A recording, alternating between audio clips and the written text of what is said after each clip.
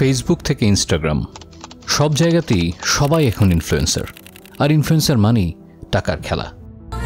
কেউ সুপ্রা, কেউ ল্যাম্বরগিনি, আবার কেউ মাজদা RX-8 চালাচ্ছে। এত সব বড় বড় স্পোর্টস কার, লাখ টাকার খেলা, খুব অল্প বয়স, আর এত সাকসেসফুল লাইফস্টাইল। কি নেই এসব ইনফ্লুয়েন্সারদের কাছে? অনেকের কাছে এ যেন অধরা এক স্বপ্ন, something that every young person desires. तो माने चाहते हैं एल्विस कि 4 जने कहे भाई एल्विस सर तो 1000 करोड़ के आदमी हो गए। एज एन इन्फ्लुएंसर इतना पैसा कमाया ना मैंने, साला MBA बैंक स्टार्टअप कभी कहीं इतना पैसा नहीं कमाया। भाई साउंडটা একটু বেশি তাই না? ল্যাম্বরগিনি তো ঘুম আসবে তোমাদের। তো যাচ্ছি বাংলাদেশের first iPhone 16 Pro Max user. আমি এখন এই টাকা দিয়ে মোবাইল নিব। আরে আইফোন দেখে যারা জ্বলতেছে, প্রথম আমি আইফোন 16 Pro Max কিনছি। তোমরা 16 Pro Max কিনতে পারবা না। অন্যদিকে বাংলাদেশে 25 বছরের নিচে তরুণদের মধ্যে বেকারত্বের হার প্রায় 30%। চাকরি খুঁজতে খুঁজতে হোপলেস হয়ে যাওয়া ছেলেটা যখন এসব দেখে তখন মনে হয়, আরে ইয়ার কি গ্লোরিয়াস লাইফস্টাইল, জীবন তো এমনই হওয়া উচিত। এরকম একটা লাইফস্টাইল কিভাবে লিড করব? এত কম বয়সে এত টাকা, গাড়ি বাড়ি দেখে কখনো মনে হয়েছে কি, how is this so called dumb influencer making millions doing almost nothing? আমাকে একটু বলবা H2O মানে কি? H2O তার একটা রেস্টুরেন্ট আছে। হ্যাঁ, H2O ধানমন্ডিতে আমরা জানি, কিন্তু H2O মানে পানি আমরা সেটা জানি না। Very sad. আর মান্থলি স্যালারি কত? তখন সে বলছে 20K। আমি বলছি আমি কিন্তু আপনার পুরো মাসের টাকাটা এখানে একটা ভিডিও করে নিয়ে যাচ্ছি, তা আপনাকে রেসপেক্ট দেওয়া উচিত আমাকে। তো একদিনের সর্বোচ্চ পারিশ্রমিক কত? 1.5 লাখ টাকা ইনকাম হয়েছে আলহামদুলিল্লাহ, সবকিছু মিলিয়ে। How are they living a luxurious lifestyle that so many Bangladeshi people can only dream of? আপনি তো আসলে বেশি কিছু দেখান না। আসলে আমি নজরে অনেক বেশি বিশ্বাসী, মানে I hate show off. Around 14-15 lakh, 3 lakh, 1,80,000, 4.5 lakh থেকে 5 লাখ টাকা পুরো ফ্ল্যাটটাই কিনে পুরো চলছে। আর আপনি লাইফ নিয়ে অনেক serious, non stop grinder, hard work করেই যাচ্ছেন। হয়তো বা অ্যাডমিশনের যুদ্ধ পেরিয়ে কোনো একটা ভার্সিটিতে জায়গা করেছেন, কিংবা চান্স না পেয়ে হতাশ। হয়তো আপনি এখনও বেকার, সেভিংস নেই, লাইফস্টাইল বলতে কিচ্ছু নেই। বন্ধুর কাছ থেকে ধার দেনা, পাশের দোকানের বাকির খাতা আর ফ্যামিলির চাপ সামলাতেই যেন শেষ হয়ে যাচ্ছে আপনার জীবন। ওয়েলথ, গেটিং রিচ, আপনার কাছে সব যেন অনেক দূরের স্বপ্ন।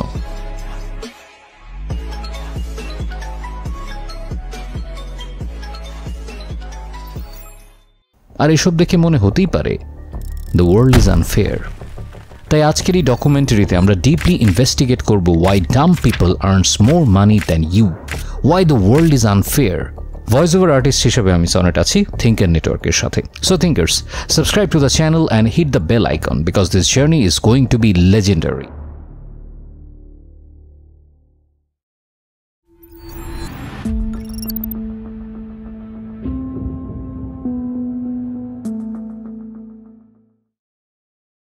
The more you study, the more you become smarter and the more you become richer.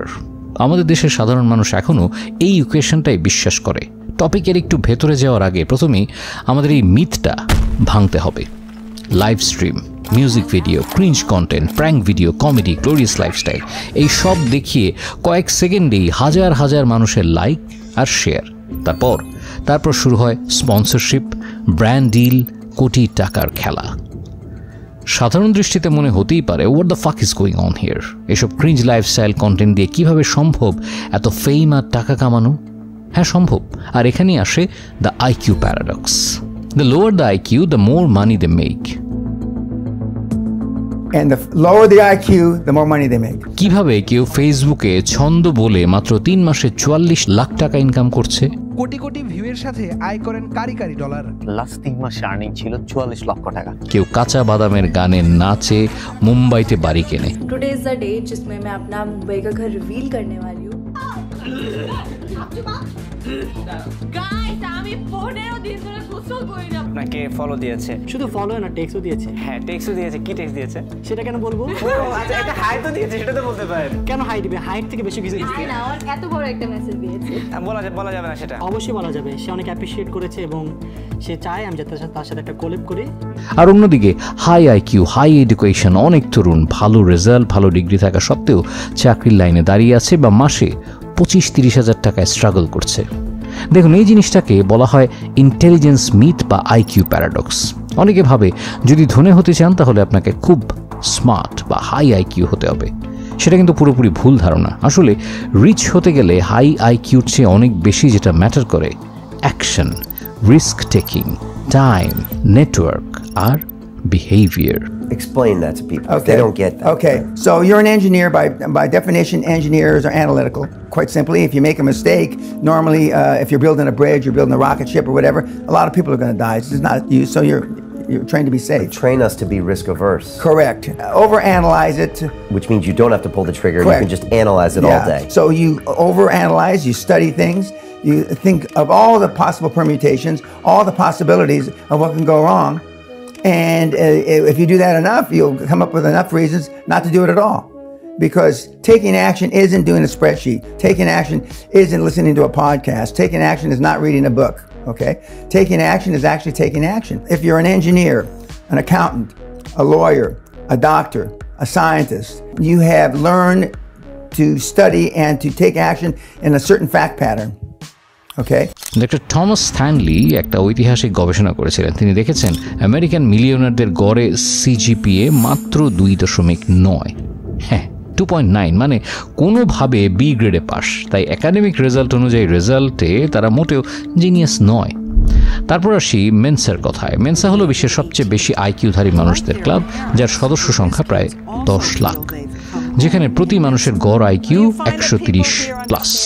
What do visionary architect Buckminster Fuller, science fiction writer Isaac Asimov, and Oscar-winning actress Gina Davis have in common? They have all been members of Mensa, the International Society of Super Smarties.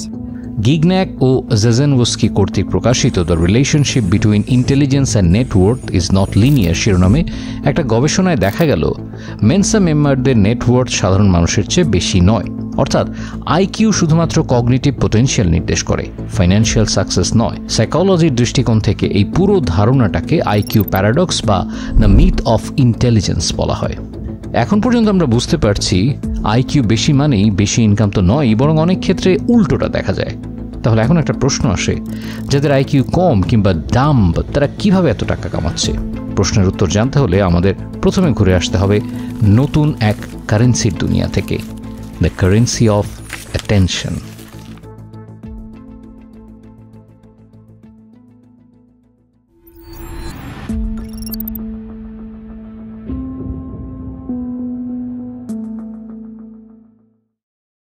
আর এই কারেন্সিটা হলো attention currency. হ্যাঁ, বর্তমান ওয়ার্ল্ডে attention is the new currency.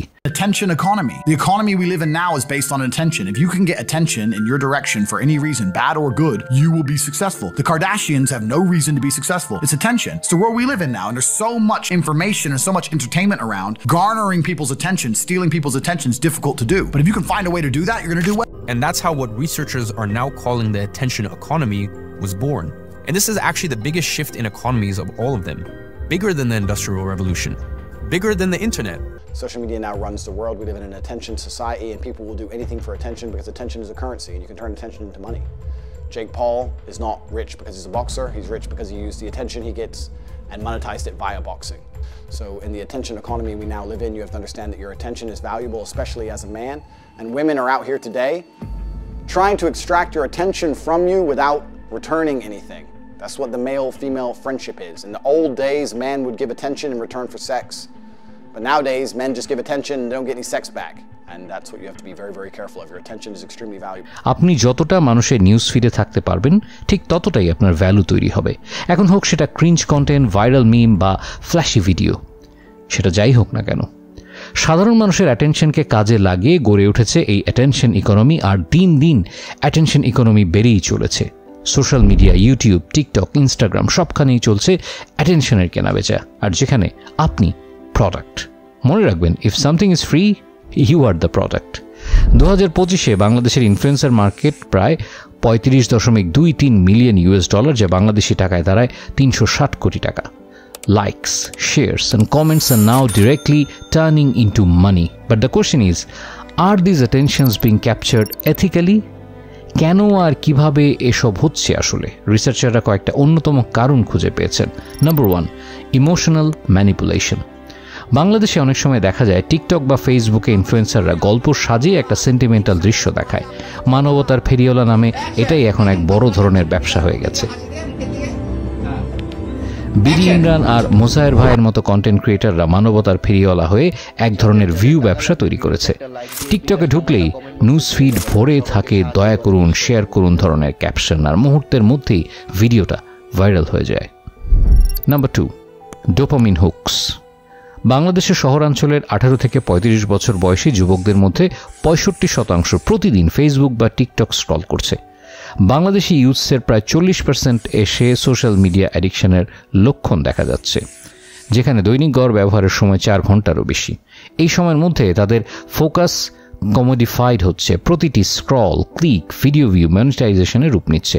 আর সেটা কারা করছে এতক্ষণে হয়তো বুঝে যাওয়ার কথা।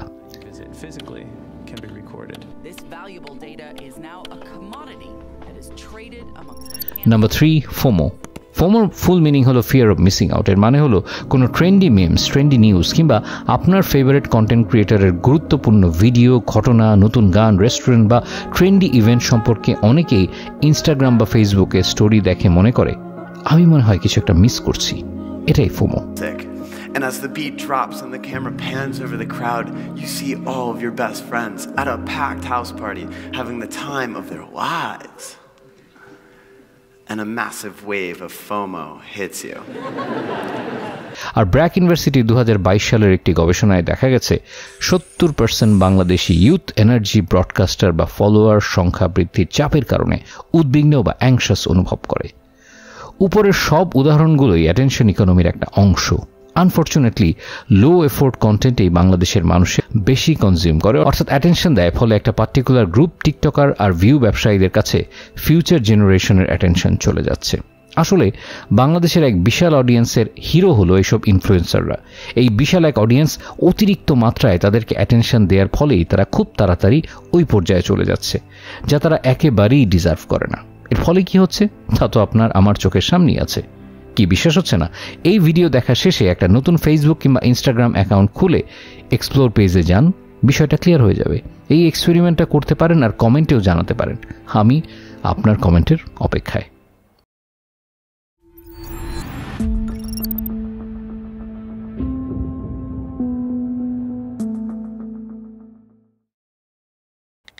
Now let's find out some of the tricks that even less intelligent or dumb people have used to grab everyone's attention overnight. Reason 1, Dunning-Kruger effect. Dunning-Kruger effect হলো একটা সাইকোলজিক্যাল ফেনোমেনন যার নাম এসেছে দুইজন সাইকোলজিস্ট ডেভিড ডানিং আর Justin ক্রুগারের নামে। এই ইফেক্টের মানে হলো যারা কোনো স্কিল বা নলেজ খুব কম জানে তারা প্রায় নিজেদের সেই স্কিল বা নলেজের ব্যাপারে অতি মূল্যায়ন করে, অর্থাৎ তারা মনে করে তারা অনেক ভালো বা দক্ষ, যদিও আসলে তা না। The problem with the world is that the intelligent people are full of doubts, while the stupid ones are full of confidence. The curve shows that the people who are the most confident about their knowledge are the ones who have little to no actual knowledge about the topic. Thus, this peak in the curve is fittingly named Mount Stupid. Once you learn more about the topic, your confidence plummets since you realize how much there is that you don't know. Further learning will improve your confidence, yet you can never reach the blissful heights. দেখবেন এই ধরনের প্রবণতা বিশেষ করে ডাম মানুষদের ভেতরে বেশি দেখা যায়। এদের মধ্যে অনেকে থাকে ওভার কনফিডেন্ট, যাদের কারণে তারা খুব দ্রুত ডিসিশন নেয়, ঝুঁকি নিতে ভয় পায় না আর ফাস্ট অ্যাকশন নিতে পারে। এই কনফিডেন্স তাদের অনেক সময় বড় বড় রিস্ক নিতে সাহায্য করে আর নিজেরাই নিজেদের ভালোভাবে মার্কেট করতে পারে, বিশেষ করে সোশ্যাল মিডিয়াতে। আপনি হয়তো দেখছেন কিছুদিন আগে আব্দুল মজিদ নামের এক ভদ্রলোক অনলাইনে ভাইরাল হয়েছিল। এই ভিডিওটার দিকে একটু লক্ষ্য করেন, এবার একটু লক্ষ্য করেন, কি সুন্দর না? এটা এডিটিং এর একটা ক্লাস নিব ইনশাআল্লাহ। যারা আমার সাথে অ্যাক্টিভ আছেন, জুমে আপনাদের ক্লাস নেওয়া হবে, সুন্দরভাবে এডিটিং সিস্টেম ইনশাআল্লাহ আপনাদেরকে শিখিয়ে দেওয়ার চেষ্টা করবে। কি যেন চেনা লাগছে, তাই না?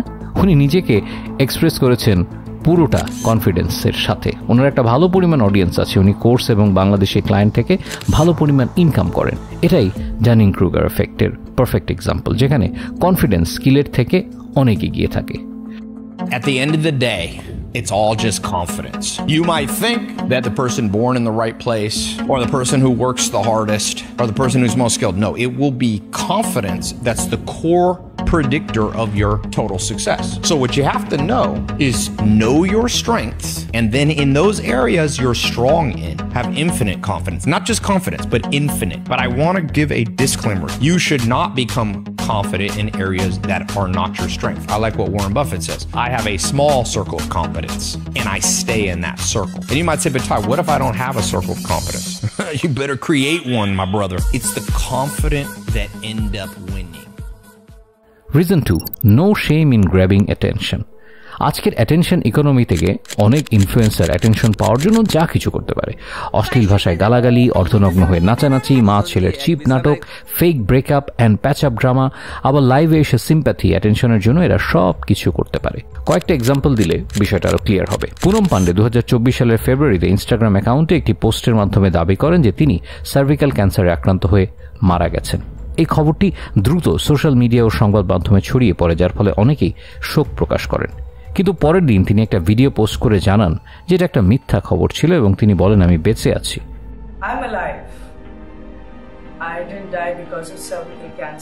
Can you imagine how pathetic the mind that spreads such lies?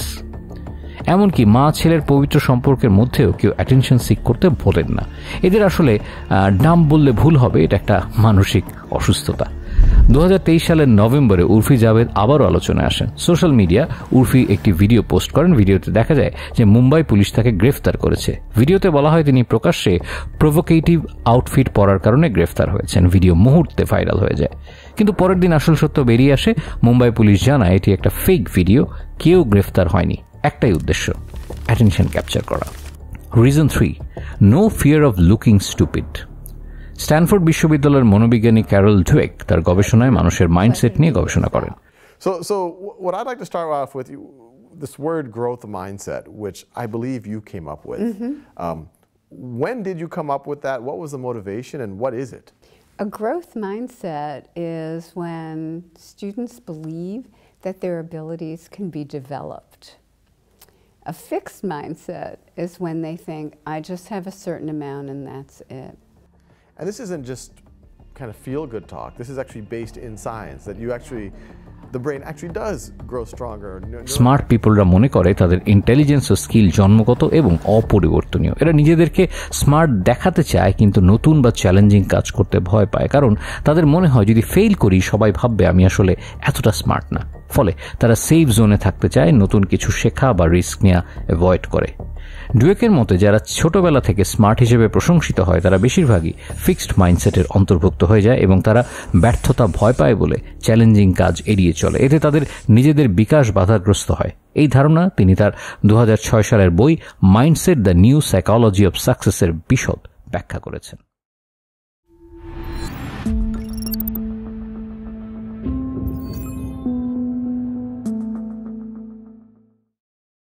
এতক্ষণ আমরা ডাম পিপল নিয়ে আলোচনা করেছি। এখন থিঙ্কার নেটওয়ার্কের স্মার্ট অডিয়েন্সের জন্য কিছু বিষয় তুলে ধরা হলো যা তাদের নিজেদেরকে এক্সপ্লোর করতে সাহায্য করবে।